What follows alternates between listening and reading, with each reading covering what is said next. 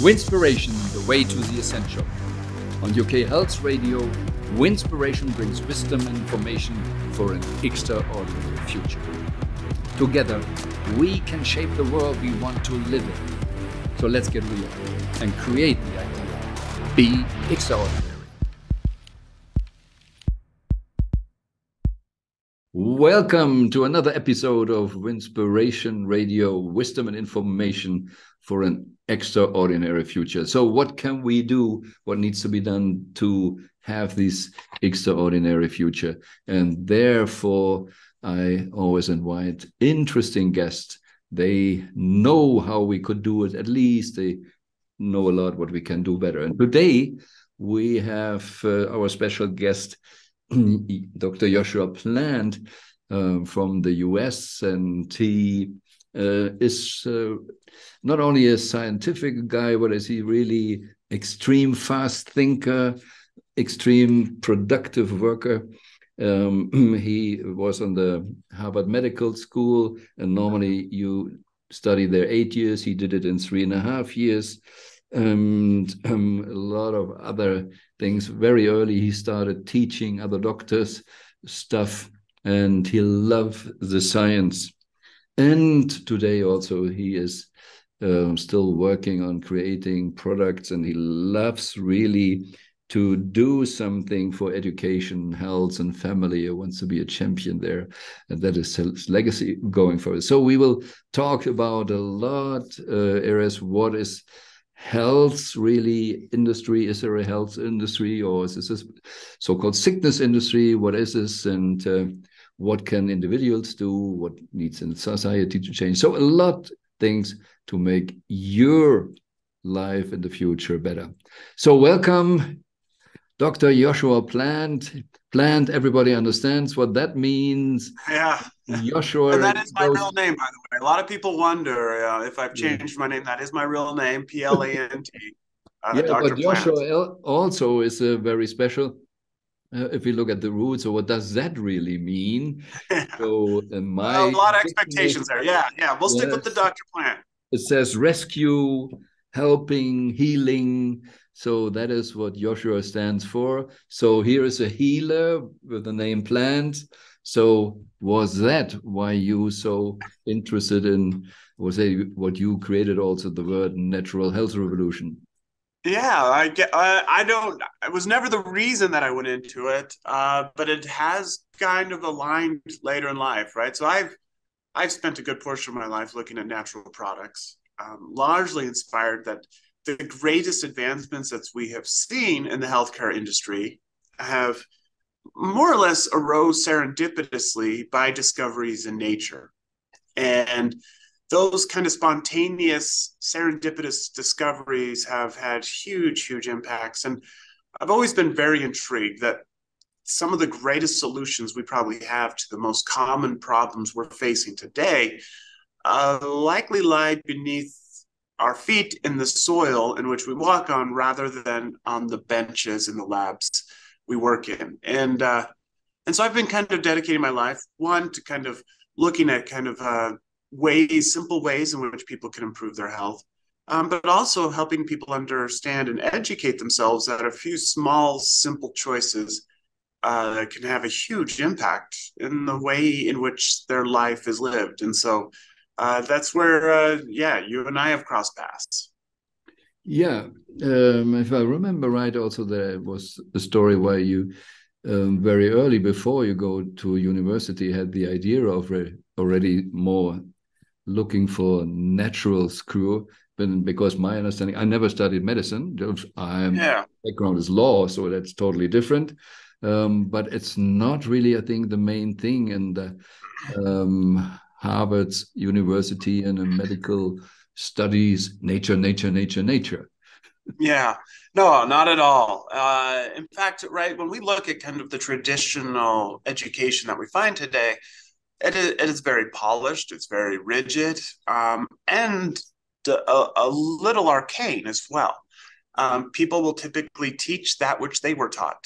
And so over the course of 40 years, there's very little change that is being taught. And so we are more creatures of habit than we'd like to admit, especially in our education system.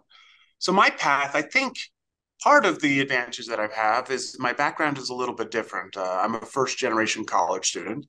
I grew up in an exceptionally small town.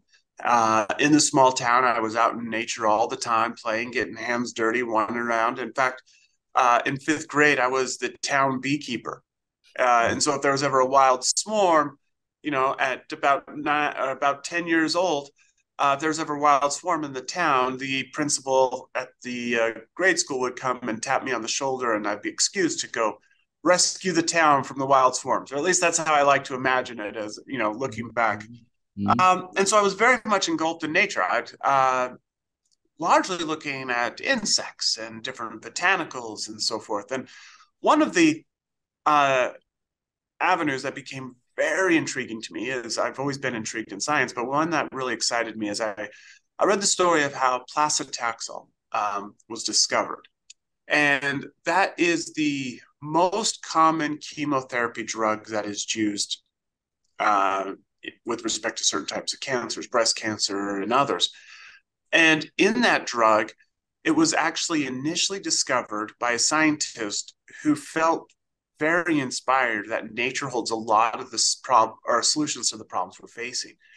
And so he dedicated his life looking at different extracts and things that nature has to offer. And he ended up discovering out of the bark of the Pacific yew tree that there are a compound in there, which we later now look at as Taxol, that had a great impact on helping to prevent cancer cells from dividing.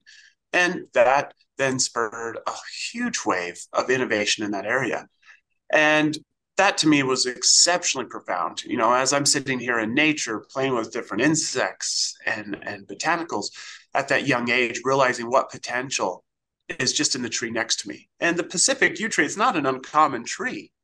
And so millions and billions of people have been walking past that tree all the time, not realizing that a solution to a lot of the problems they may be facing is literally, they may be sitting in the shade of the tree they're contemplating of having to deal with these challenges of, and the solution was right there. And so I've spent much of my life trying to look at those types of things and figure out what nature has to offer. I think that the big problem also is that humans not really have the idea that we belong to nature nowadays. No? It's just nature is delivering resources, food, but not the understanding how it is working and how they, in the woods and the trees and the mushrooms, how they all work together, help each other once they're working. Yeah. So we could learn a lot from nature. Yeah, it is very much a symbiotic relationship. And we are seeing, unfortunately, we're learning more by what value nature has by it being removed from our lives. And we see these challenges that are coming into people's lives, and we're realizing in many ways it is because we have removed ourselves from nature. And whether it be mental health challenges, and we're seeing the impacts of not being out walking in nature, right? We're learning more and more the power of walking barefoot on grasses and different botanicals, and what that can do with mental health and helping us sleep better.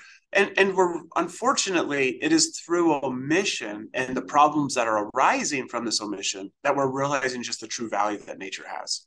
Yeah. So you got the feeling, and then you went to Harvard and you did this 8 years and 3.5 years.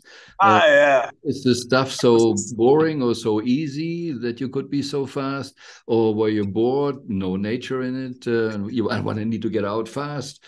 Yeah. So there's a couple of things. I actually didn't even start college till I was 22. So when most people are finishing their first 4-year degree in the United States, right, you have your undergraduate in the United States, which you do after high school, which is your 4-year kind of general university studies. And then after that, you then do like a professional or graduate school. And so I didn't even start my college till I was 22. And that was largely, I was married, expecting the birth of my first child. And my wife told me, she's an incredible individual. And I told her I've always had a passion for science, but being, I grew up where my parents were, one was a handyman, and and the idea of kind of like pursuing a career in science that was meant for the elites of the world. And I was stocking shelves at a retail outlet. That's what my job was. And so my wife, she encouraged me, if there's ever a time to pursue your dreams, it is today. And that has continued to resonate with me. And so at 22, I decided to go to university, enrolled, and did very well, graduated with honors. And during that time, we had a couple of children being born. So I was super busy, but I was also working in a lab and was able to make a few discoveries in that lab as an undergraduate. And I don't think it was necessarily because I was exceptionally intelligent, but I put myself in a position to where luck favors the bold, right? And all of a sudden, these serendipitous or lucky discoveries fell by my way. It's, the lab at 8 o'clock on a Tuesday night is usually when the luck happens, right? And happened. I went and they asked me to present that work in Washington, D.C. at a science conference. Every year, the scientists get together and share stuff. So I went as a wobbly knee undergraduate, presented the work, thought I did horrible. But I was awarded, or I was recognized for best research. And that then snowballed to where the National Institutes of Health got wind of my research. They awarded me a fellowship. So each year they give about 14 of those out a year to kind of up and coming scientist. I worked there for 18 months. And then eventually, worked or studied at Harvard for graduate school. And I was able to go very quickly. I don't think it's necessarily because I'm super intelligent. I think a big part of that is because I have, at that time, wife and 3 children. While there's maybe going out partying a little bit, I had to, I had to keep my mind focused. But in that time, it taught me the discipline of being reminded daily of your why. And I would come home every day from the lab and I would see my wife and 3 children. And that was my why. We are the first generation whose children are expected to live shorter lives than we are. And it was very motivating for me to realize I want to make sure, right, that the world is a better place for my children. And to help find simple solutions to help them alleviate that. And so I had a wonderful advisor that understood that and was very dedicated in that, and was able to graduate in about 3.5 years, about half the time it takes a typical individual. And then worked at different cancer institutes and so forth until eventually I'm here now at Isogenics. Yeah, make the world a better place, or just sort of that your kids can live longer. So before you come to the position you have now in this Isogenics company, what was the idea? What is the best way to do something? Well, I expect if you have whatever, wow, the young kid with the best researchers, super study, pharmaceutical industry is waving big checks, or why you're not in a laboratory anymore and discover another thing. So why you took this path? Yeah, and that's good. There's a motto that I try to live by, and it is make my life simpler, not easier. And those things, in many ways, we seem to group simple and easy together, and that's not always the case. And so all of a sudden, I'm getting these offers as I graduated. I would get offers from some of these pharmaceutical companies, and it was very discouraging for me. The reason that it became discouraging for me is because I realized in many ways I could be spending my life in a lab trying to find a cure for a disease that could have been prevented if people just understood the power of the choices they make every day. Just to put that into perspective, we all know what to do to be healthier. The individuals that are listening to this, if I asked you, what do you need to do to be healthier? You would answer correctly. If I go to my daughter's 3rd grade class and ask them what do they need to do to be healthier, they would likely answer correctly. The answers that they gave would likely increase the lifespan by about 10 years. That's more powerful than finding the cure for some of the most damaging diseases today. And we know what those are. I just need to eat better. I need to exercise more. And we'd say this in a roundabout way, but remove toxins out of our lives. I need to stop smoking or something along those lines. And when we do those 3 things, eat better, exercise, and remove toxins, that which we all know to do, we all know how we should eat better, that would add about 10 to 13 years to the Western civilization's lifespan. And that is huge change. And what I realized is we are sitting here, we're trying to make our lives easier. I just want to pop a pill. I need to do this. When in fact, we really just need to distill our lives down and make them very simple. And when we apply simple principles to the food we eat, keep it as whole food as possible, make activity simple and an everyday part of your life, and simplify that which you expose yourself to in the worms of toxins, all of a sudden, this simple approach to life has a huge impact, both, I think, with our mental and our physical health. Yeah, like you said, just simple and easy. This reminds me also, I guess most people mix normal and natural. Yeah. Yes, so absolutely. they live a normal life, but does it really is the healthy way and just do it? So you mentioned also, kids or teens, they know better, but they don't do it. So what is the possibility to reach them, to teach them? Because what I feel, you didn't went for the biggest check, or there's also other ways to come. I never would say go in the good way doesn't bring money. No, there's just more purpose before profit. And what is it really, what could be done to help more people to understand this and dare to live the natural life?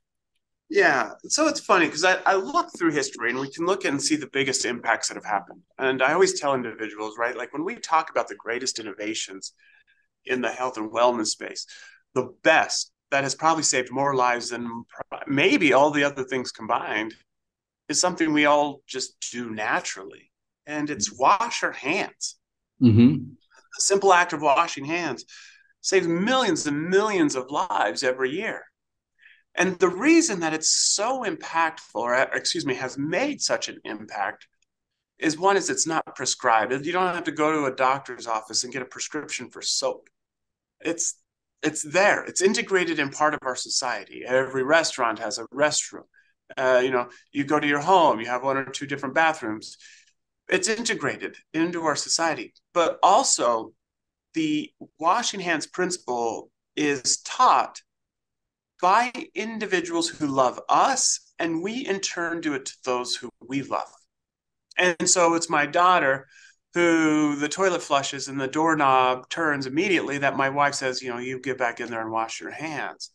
My wife is instilling that behavior at a young age. And then as my daughter grows old, I assume that she will then do it to her children as well. And that kind of incorporation into the way in which we look at health, I think, is where we will find the biggest impact. Is we need to take a paradigm shift that improvement of health isn't going to happen one-offs with individuals going to doctors and getting prescriptions. A true change in health happens at a much greater scale, a much global scale, to where those small little behavioral changes, taking just 5 minutes a day and washing your hands, is going to have a much, much bigger impact.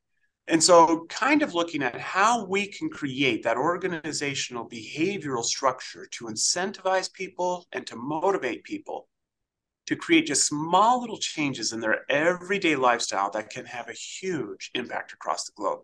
And to me, that is really inspiring, right? That very simple changes can have a huge impact. Yeah, these small things can have so much big effect. But like you said, your wife or the mom is teaching the kid. But a lot of moms are not doing it in this way, really thinking this. They buy the stuff, what we call not really, really healthy. And by the way, I'm really great to hear talking here on a platform, UK Health Radio, that someone had the idea, provide a platform where those information can be shared. I remember we were once talking and then you touched me deeply. Oh, it touched me deeply what you said on planet Earth are 800 million or 1 billion people. They are not heard and we want to give them a voice. So what can you, or what is your idea, how helping people to get a voice, how to reach a lot of moms that they do better, know better, and then do better and teach the kids better? Yeah, and I think this kind of comes right. I understand the busyness of the lives in which we all live, and in many ways, as I said before, we're creatures of habit, and we are rather naive. We all have an absence of a voice in different areas, and that absence of a voice usually comes from naivete or a little bit of ignorance. And so what happens is we will simply, if I'm cooking dinner, I will buy a box of whatever, I just cook it up and I serve it. And that thing which we are doing, to where we may look at the vitamins and we feel that it is good, we're there, I'm checking the box, I'm doing what I'm supposed to be doing. And where I feel like we can help this is by creating a little bit of awareness to individuals that these small changes can have a huge impact. One, can you incorporate more plants into your food? Is probably one of the greatest things we can do on an everyday approach. Or how many different colors of plants are you looking at the table to give all of those powerful antioxidants to your children? And if we can create just small little things like that, all of a sudden what we have done is we've given this mom who doesn't have a voice because she's largely naive, and we've given her a few simple things that she can do to where now she has a voice and she has impact in changing the well-being of her children. And raising a little bit of that awareness is key. And not only raising awareness, but providing a solution as you bring that awareness to them, so that as she grows and looks more and more to the health of her children, she realizes that she has the power to do that, that this life isn't just a roulette of random health and challenges and not, that there are things that we can do that can tip the scales in our favor. We're talking a lot about the helicopter parents. So it's not really about the health of the kids. That is about the belief, or they whatever succeed and everything. So how to get the moms really get the focus back? Well, it's not only the mom, it's the dad as well, who are looking for the easy way or don't disturb. Here is a video cassette or whatever. Oh, sorry, video cassette is old, Netflix or whatever. And in the US also, school food is not really what you would recommend. So what is a way to help them to see that? And maybe is it just a belief on natural food, ecologic food is so expensive or whatever that they think we can't afford it? Yeah, I think the first thing there is the power of community. And when we look at the community, individuals who all of a sudden find a network of individuals who are also concerned about health, it becomes important to them as well. And so in this situation, as you look at, as paradigm shifts happen, it never happens in isolation. There is this power to community.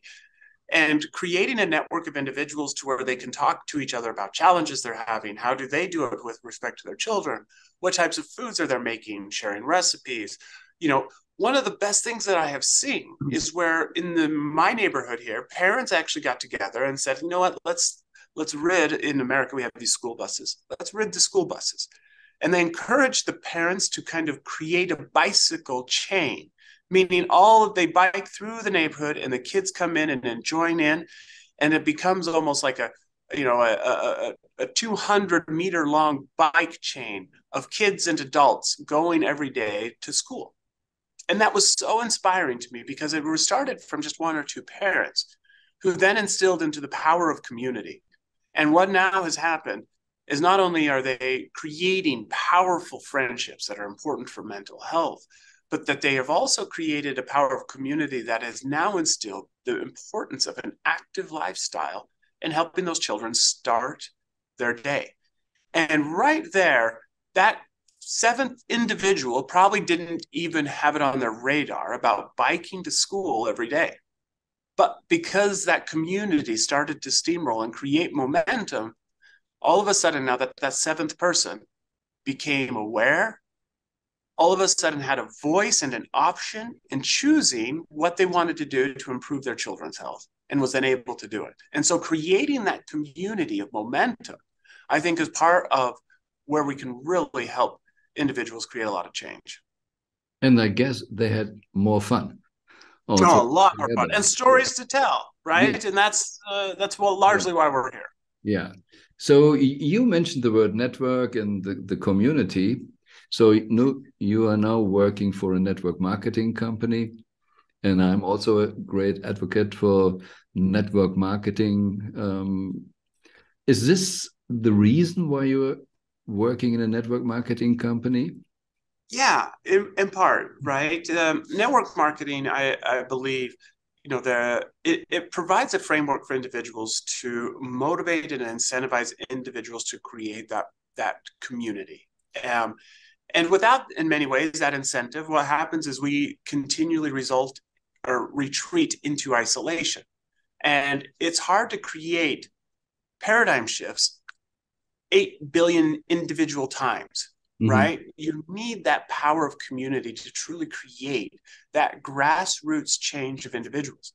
And so I believe, right, by creating that and incentivizing individuals to form communities, especially centered around healthy behaviors that can help improve health, is one of the greatest ways in which we can do it. Education is very important, but it is even more powerful when we combine a community with that education for the application of that education. And so it just doesn't fall on deaf ears, but rather all of a sudden we are educating and individuals are seeing and becoming part of the fruits of that which they are learning. And to me, that is how we really incorporate. And we then kind of create that hand washing paradigm that is now incorporated into all the different parts of society. Mm-hmm.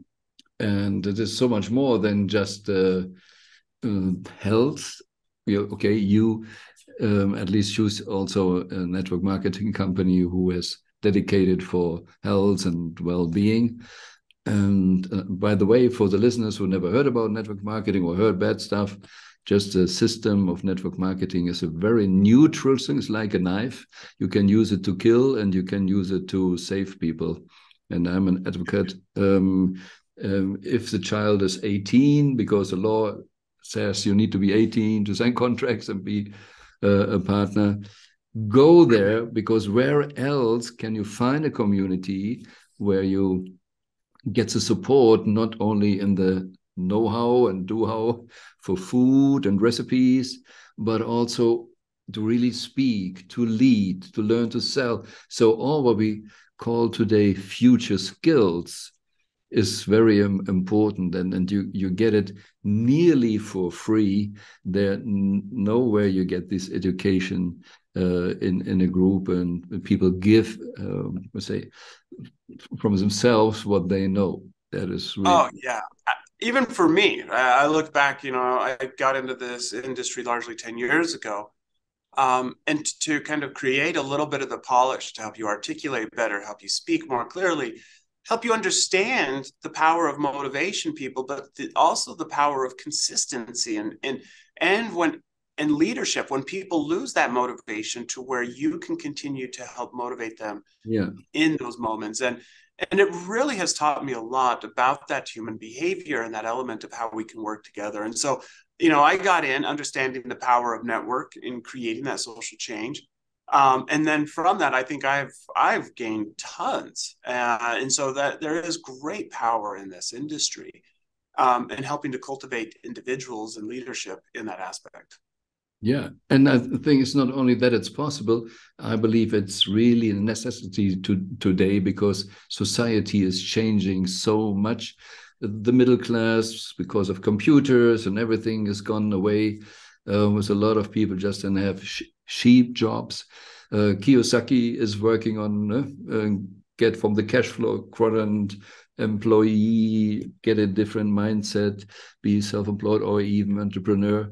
But there is, for normal people, is no school there. If you're not born in a household like this, where you get it. I don't know what to be doctors. At least I studied law in Germany. I got a certificate, and that's it. I had no clue how to run a business, what to do in the real world. I pleased professors, but had no really understanding how that worked.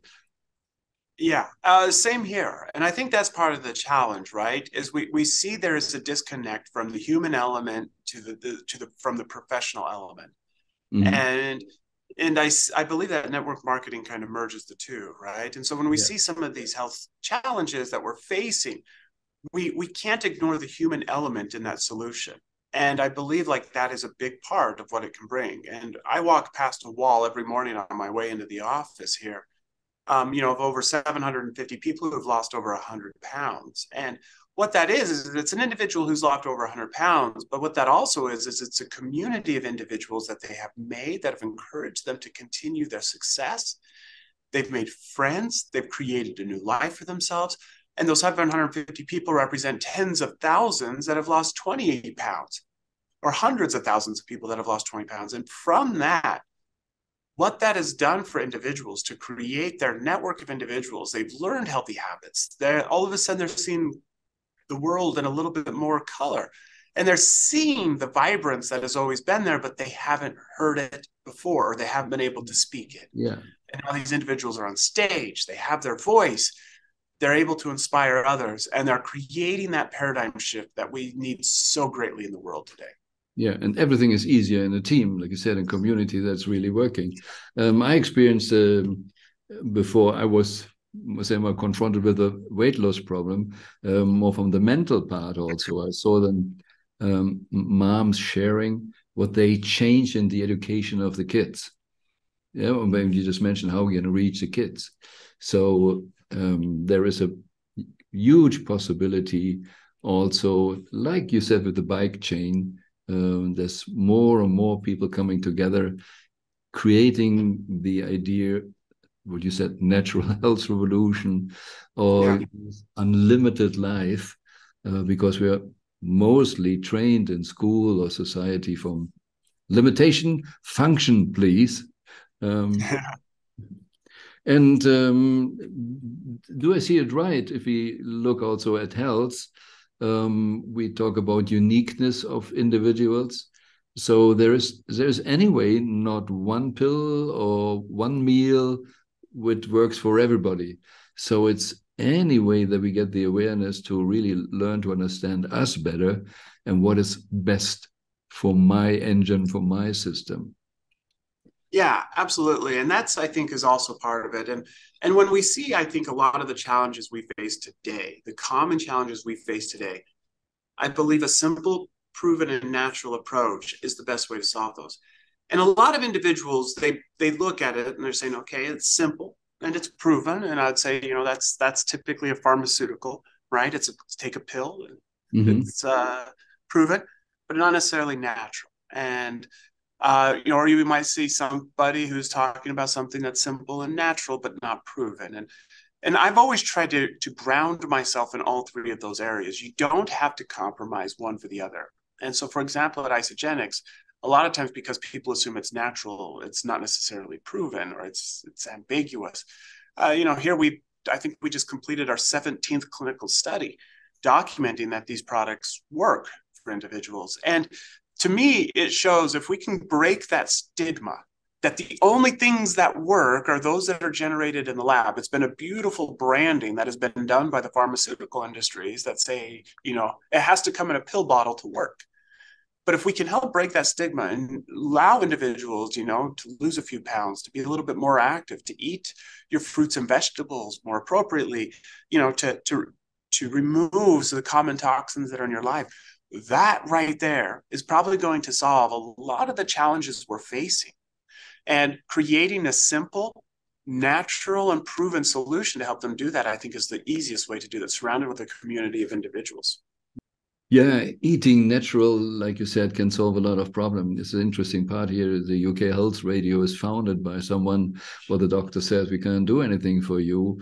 And just understanding how the body works and then eating different.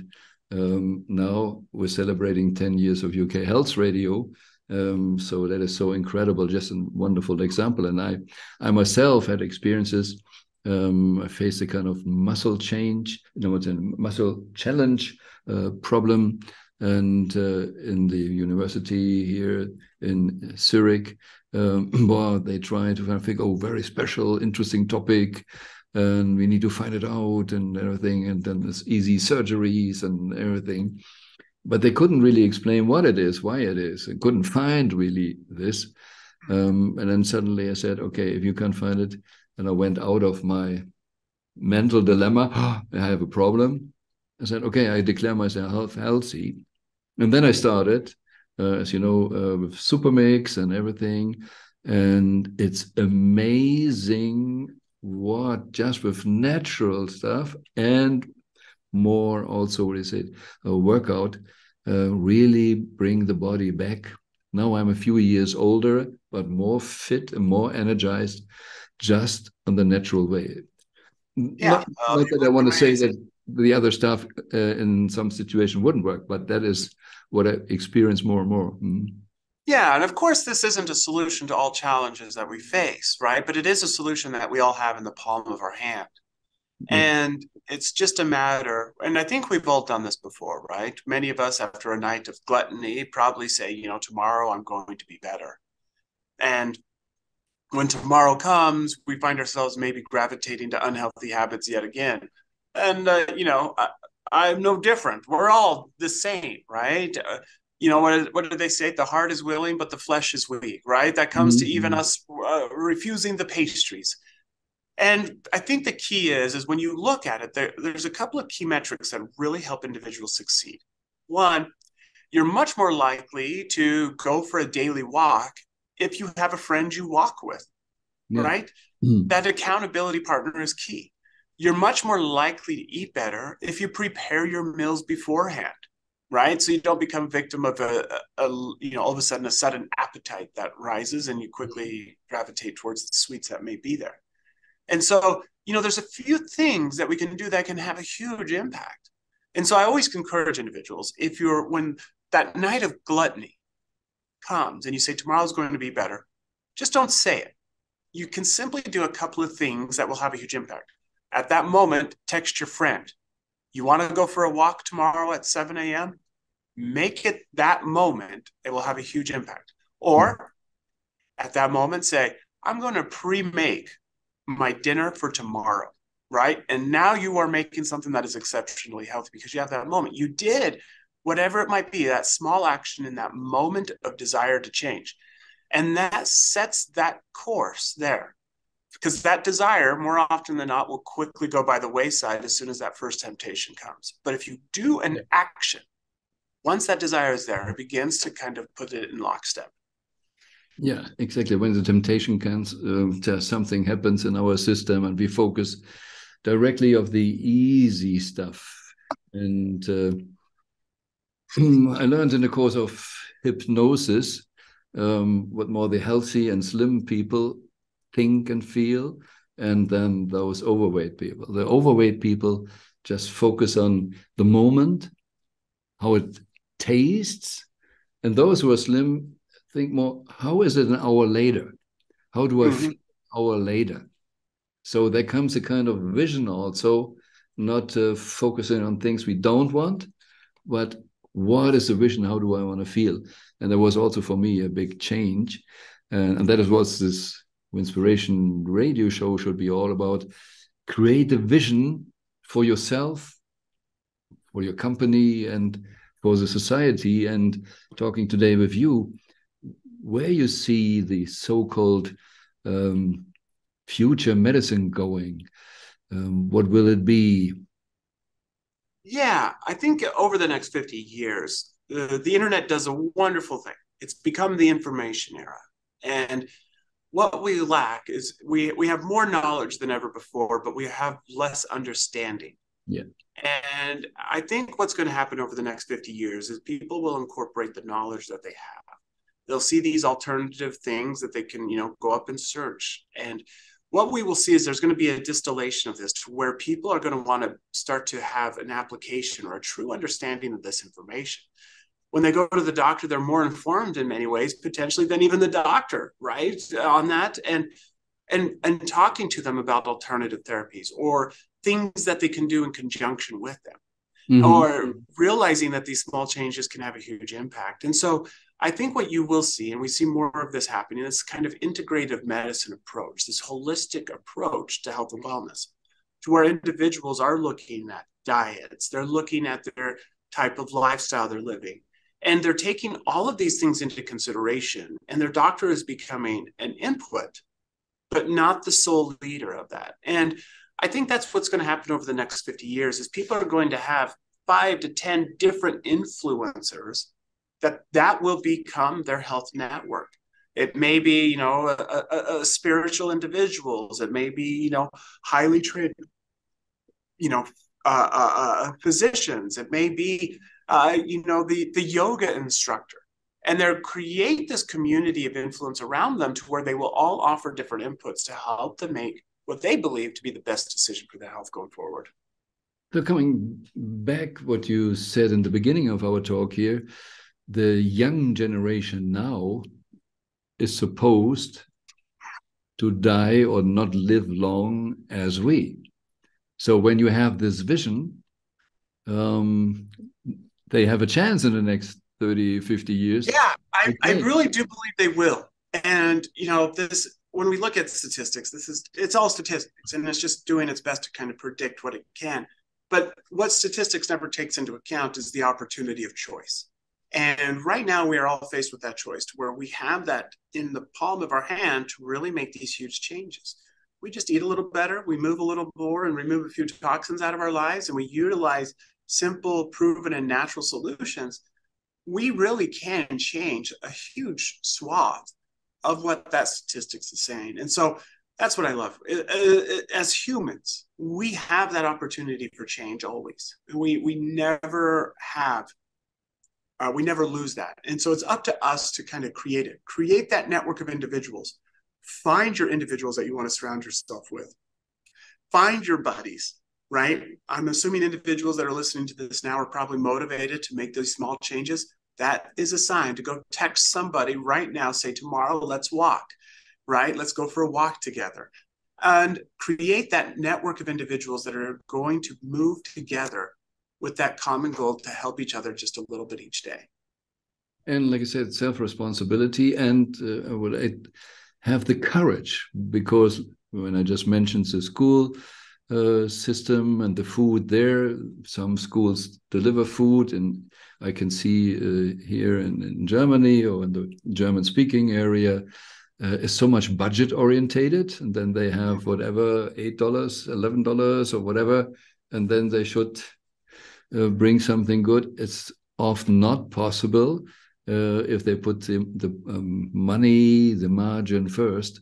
And like we said in the beginning, profit should come after the purpose, or profit should follow. And what's funny is we don't even realize just the impact this has in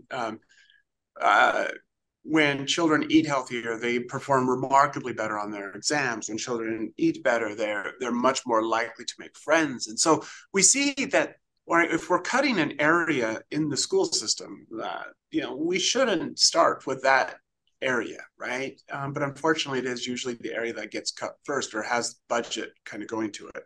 So that's unfortunate, because I feel like that leads into so many other areas for children to succeed. Yes, and the cost later often is also the society has to carry in whatever way also. And when you mentioned your idea of the future medicine, having a kind of network for advisors, this is a kind of more of a holistic thinking. We have it now with doctors also. They're specialized on something and they don't know how teas or food related create a lot of mess often as well, because they don't know the connections. Yeah, and I think that's part of the challenge, well, especially here in America, right? Like the family physician is kind of going by the wayside for specialists. And now the body is being treated as a whole bunch of different silos, right? Oh, you have this type of ailment, you go see this type of physician. And here, not realizing that our body is a single system and that there is that connection that is happening. And so as medicine has kind of comes and goes in vogue from general to specialized, I think there will be a swing back to a little bit more of a general approach. And then in that people will also take kind of a holistic to where they will kind of create that community for themselves of who, and then everyone's giving that input to help them make what they believe to be the best decision for themselves. And I dream if people understand this more, then they see, like we just talked about school, what is this for an impact on society? Because the problem with, like you said, silo thinking, we have it in different areas. In companies, I see there is a department and this is a department, and they are not working really together on the vision of the company or whatever, on the health side of the company. Government sees those kind of people and okay, we don't need to take care of those.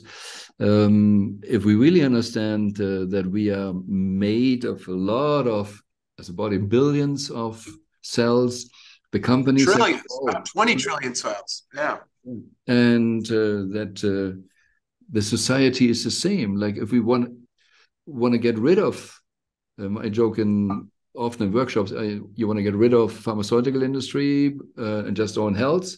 It says, good. Then maybe in Germany, it's 350,000 people are directly without work. So can I collect already from you some money to help them? No, that was not my idea. So we as a society need also to understand when we created something what we don't want anymore, then it's not just he's unemployed and that's it. No, it should be like also if we like to, with the bike chain, we create a whatever healthy chain in the system, and that up to the government. I think then we can create an extraordinary future. Yeah, and that amalgamation, right? That combining together of philosophies and ideas, and you being at the apex of that is a beautiful thing. And everyone having their own little apex where they've amalgamated all of these different perspectives together. And it's not just that we need to cut off and remove an area. No. I think there is value there, but what we need to do is understand where that value is and incorporate it into a holistic approach. And that, to me, I think is very inspiring to individuals and creating a higher standard of life, a higher standard of happiness is something that is super beautiful.